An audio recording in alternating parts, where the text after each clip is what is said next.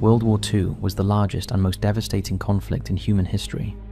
Between 1939 and 1945, the war engulfed nations across Europe, Asia, Africa, and the Pacific, mobilizing tens of millions of soldiers and civilians.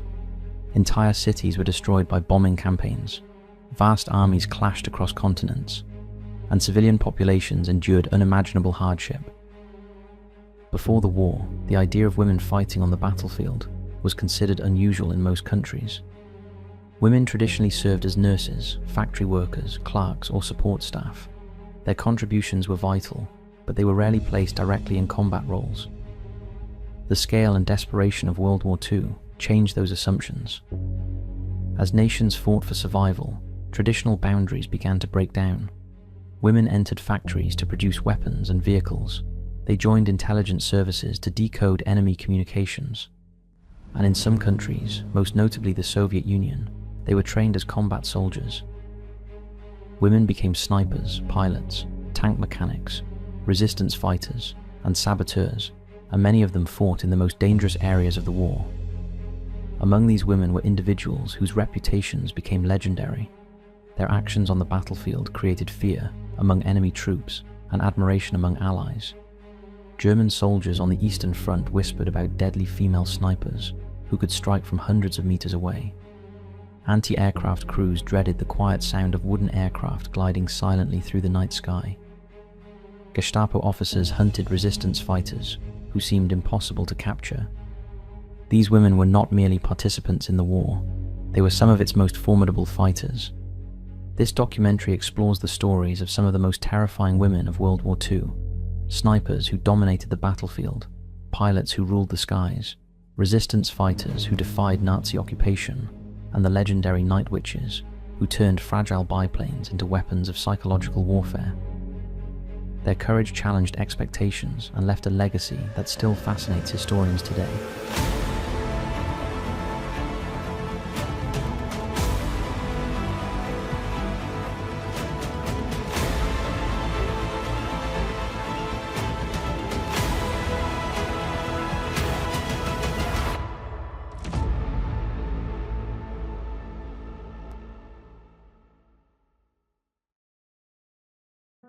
The Eastern Front, the war without mercy. To understand why so many of the most feared female fighters emerged during World War II, it is necessary to understand the environment in which they fought. The Eastern Front was the largest and most brutal theatre of the entire war. When Nazi Germany launched Operation Barbarossa against the Soviet Union on June 22, 1941, it initiated the largest invasion in military history. More than 3 million German soldiers crossed the Soviet border in a massive surprise attack. Supported by thousands of tanks and aircraft, the German army advanced rapidly during the first months of the invasion. Entire Soviet armies were surrounded and destroyed. Millions of soldiers were killed or captured. Cities such as Minsk, Smolensk, and Kiev fell into German hands. For the Soviet Union, the invasion was a fight for survival. The German leadership did not view the campaign as a conventional war. Nazi ideology considered the Soviet population inferior and planned to seize vast territories for German settlement. Civilians were subjected to mass executions, forced labor, and starvation. As a result, the Soviet Union mobilized its entire population to resist the invasion. Factories were dismantled and transported thousands of kilometers eastward, beyond the Ural Mountains. Civilians helped build defensive fortifications around major cities. Millions volunteered to join the Red Army. Women were a critical part of this mobilization. More than 800,000 women eventually served in the Soviet armed forces during the war. Many worked as medics, communications specialists, or mechanics. But thousands also served directly in combat roles. One area where women proved particularly effective was sniping. Snipers required patience, discipline, and steady nerves. A sniper might spend hours or days hidden in one position, waiting for the perfect opportunity to fire. Precision and mental endurance were essential. Soviet commanders believed that female soldiers often possessed these qualities. Training schools were established to prepare women as snipers, and many graduates quickly proved their effectiveness on the battlefield. German soldiers soon discovered that some of their most dangerous enemies were women hidden in ruined buildings or forest positions. The Eastern Front had become a proving ground for extraordinary fighters. Lyudmila Pavlichenko, the sniper called Lady Death. One of the most feared snipers of the entire war was Lyudmila Pavlichenko, a woman whose name became legendary among German troops. Born in 1916 in the Ukrainian city of Bila Tserkva, Pavlichenko grew up in a Soviet society that encouraged military preparedness. As a teenager, she joined a local shooting club and quickly developed a reputation for exceptional marksmanship. When Germany invaded the Soviet Union in 1941, Pavlichenko was studying history at Kyiv University. Like thousands of young Soviet citizens, she volunteered immediately to defend her country. Military officials initially attempted to assign her to a nursing role. Pavlichenko refused and insisted on serving as a sniper. Eventually, the army allowed her to join a combat unit. Her first major combat experience occurred during the defense of Odessa in 1941. The city was under siege by German and Romanian forces, and the fighting was intense. Pavlichenko quickly demonstrated remarkable skill. Sniping required patience and precision. A sniper had to remain motionless for long periods, often under dangerous conditions, waiting for the right moment to strike. Within just a few months, Pavlichenko had accumulated dozens of confirmed kills. Later, she was transferred to the battle for Sevastopol, a strategic port city in Crimea. The siege of Sevastopol lasted for months and involved heavy artillery bombardments, aerial attacks, and fierce ground fighting. The ruins of the city created ideal conditions for snipers. Pavlichenko thrived in this environment. She hunted enemy soldiers and rival snipers across shattered buildings and defensive trenches. One of her most dangerous tasks involved duels with German snipers, who were trained to eliminate enemy marksmen. By the time she was wounded in 1942, Pavlichenko had achieved 309 confirmed kills, including 36 enemy snipers. Her reputation became so well known that German forces attempted psychological tactics. Loudspeakers broadcast messages offering rewards if she surrendered. Later, they threatened brutal retaliation. Pavlichenko ignored them all. After being wounded by mortar fire, she was removed from the front lines and sent on a diplomatic tour of Allied nations. During this tour, she visited the United States, where she met President Franklin D. Roosevelt and First Lady Eleanor Roosevelt. But her legend had already been established. To German soldiers on the Eastern Front, Lyudmila Pavlichenko represented something terrifying, an enemy they might never see before it was too late. Rosa Shanina, the sniper who refused to stand down. Another Soviet sniper whose reputation spread rapidly during the war was Rosa Shanina, a young soldier whose determination and courage made her one of the most respected female snipers on the Eastern Front. Rosa Shanina was born in 1924 in the small northern Russian village of Yedma in the Arkhangelsk region. She grew up in a large working-class family where life demanded discipline and endurance. Winters were harsh, travel was difficult, and daily survival required effort. Despite these challenges, Shanina was an excellent student. She dreamed of becoming a teacher and eventually moved to the city of Arkhangelsk to study at a pedagogical institute. But history had other plans. In June 1941, Nazi Germany launched its massive invasion of the Soviet Union. The attack shocked the country and quickly became a fight for survival. Millions of young people volunteered to defend their homeland, and Rosa Shanina was among them. When she turned 18, she joined the Red Army.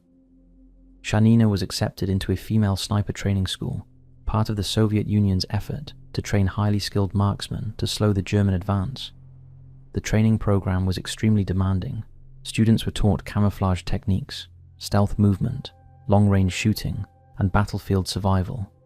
They practiced lying motionless for hours in freezing temperatures and learned how to estimate distances across open terrain. Shanina quickly proved to be one of the best students in her class. Her instructors noted her exceptional shooting accuracy and calm demeanor under pressure. She graduated with high marks and was assigned to a combat unit in 1944. Her arrival at the front coincided with major Soviet offensives pushing German forces westward following the Soviet victory at the Battle of Kursk in 1943. the largest tank battle in history. Shanina saw her first combat during operations in Belarus as Soviet forces began liberating territory that had been occupied by German troops. Almost immediately, she proved herself as an effective sniper. One of her most notable skills was the ability to fire double shots, 2 accurate shots in rapid succession at separate targets. This technique allowed her to eliminate multiple enemy soldiers before they could react. Her kill count began rising quickly. Reports of her success spread through her unit and eventually reached Soviet military newspapers. Journalists began writing about the young sniper, portraying her as a symbol of determination and patriotism. Photographs of Shanina appeared in newspapers across the Soviet Union, but fame meant little to her. Shanina was frustrated by regulations that sometimes kept female snipers away from the most dangerous areas of the front line. She believed her duty was to fight alongside the infantry rather than remain behind defensive positions. She repeatedly requested permission to operate closer to the front. Eventually, her commanders allowed her to participate in offensive operations. In late 1944 and early 1945, Shanina fought during the Soviet advance into East Prussia, one of the final campaigns of the war in Europe. The fighting was intense as German forces attempted to slow the Soviet army's push toward Berlin. Shanina continued to operate as a frontline sniper during these battles. Her personal diary, later discovered after the war, revealed the emotional toll of the fighting. She wrote about the chaos of battle, the destruction of villages, and the exhaustion of soldiers on both sides. Yet she remained determined to continue fighting. In January 1945, during a fierce German counterattack, Shanina attempted to rescue a wounded artillery officer. While shielding him from incoming fire, she was struck by enemy gunfire. Rosa Shanina died on January 28, 1945, at just 20 years old. Although her life was tragically short, she left behind a legacy of bravery and determination. Today she is remembered as one of the most courageous female snipers of World War II, a soldier who refused to step away from danger and insisted on fighting beside her comrades until the very end. Lydia Litviak, the White Lily of Stalingrad. While snipers dominated the battlefield from hidden positions on the ground, another group of women fought high above the front lines in the skies over the Eastern Front. One of the most remarkable among them was Lydia Litviak, a Soviet fighter pilot who became one of the few female fighter aces in history. Lydia Litviak was born in Moscow in 1921. From an early age, she was fascinated by aviation. During the 1930s, the Soviet Union promoted aviation as a symbol of technological progress, and flying clubs were established across the country to train young pilots. Litviak joined one of these clubs as a teenager. Her natural talent quickly became clear. By the time Germany invaded the Soviet Union in 1941, she had already accumulated hundreds of hours of flight experience and worked as a civilian flight instructor. Determined to defend her country, she volunteered for military service. Litviak eventually joined the 586th Fighter Aviation Regiment, one of the female aviation units created under the leadership of the famous Soviet aviator Marina Raskova.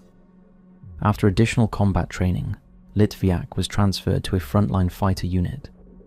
She flew the Yakovlev Yak-1, a fast and maneuverable Soviet fighter aircraft designed for dogfighting.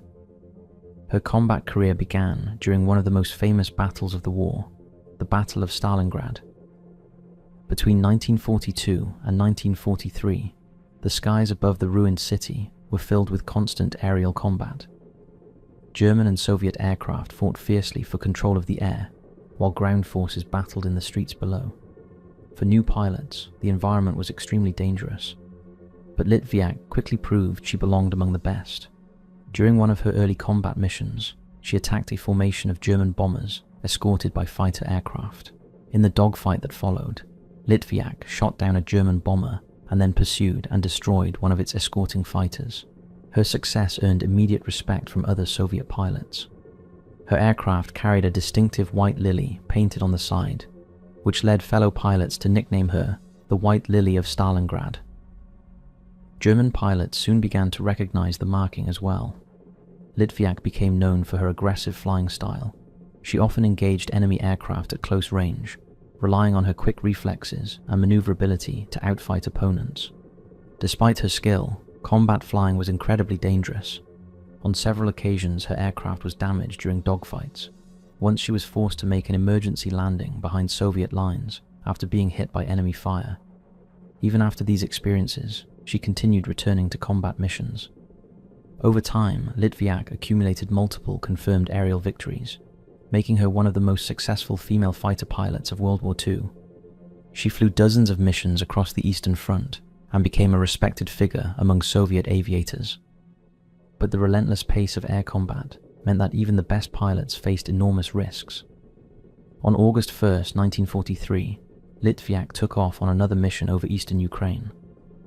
Her aircraft never returned. For decades, the exact details of her final battle remained uncertain, but later, investigators